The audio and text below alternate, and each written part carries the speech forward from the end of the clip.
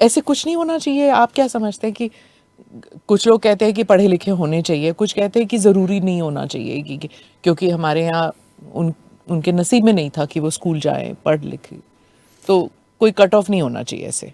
अब तो हो जाना चाहिए, एटलीस्ट स्टार्ट करना चाहिए कि इंटरमीडिएट 5 साल बाद कर दे ग्रेजुएशन, उसके बाद अगले 10 साल बाद करिए।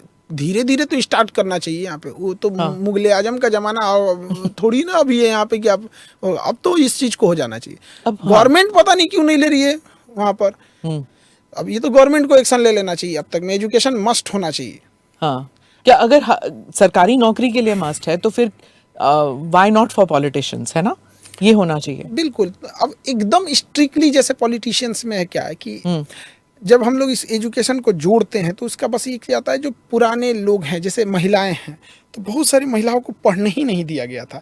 जो 80 के दशक की महिलाएं थी उन्हें पढ़ने ही नहीं दिया गया था। तो इनके ऊपर थोड़ा सा इम्पैक्ट आएगा यहाँ पे। तो उसका एक बाउंडेशन होना चाहिए। इसको बैठ के पॉलिसी मेकिंग होनी चाहिए कि जिनका डेट ऑफ बर्थ 90s 80 के बाद है, आपको एजुकेशन एटलीस्ट ये मिनिमम रिक्वायर्ड है। अगर आपका जन्म 1990-95 के बाद है, ये कुछ बैठ के, अब ऐसा नहीं कि हार्ड एंड फास्ट 5 मिनट में रूल बना दे, बट एजुकेशन को वहाँ ले आना चाहिए। और सब जैसे जो हम लोग देखते हैं कि अपने इंडिया में एजुकेशन, इसमें सबसे टफ एग्जाम में यूपीएससी आ जाता है, स्टेट के पीसीएस आ जाते हैं, नीट आ जाता है, जेईई आ जाता है। सबसे आसान एग्जाम में आ जाता है टीचर के एग्जाम में। सबसे आसान तो नहीं कह सकते, बट कंपैरेटिवली बड़ा आसान होता है। अब हम लोग भी बीपीएससी पढ़ाते हैं, तो जो पीसीएस पढ़ाते हैं, तो जो पीसीएस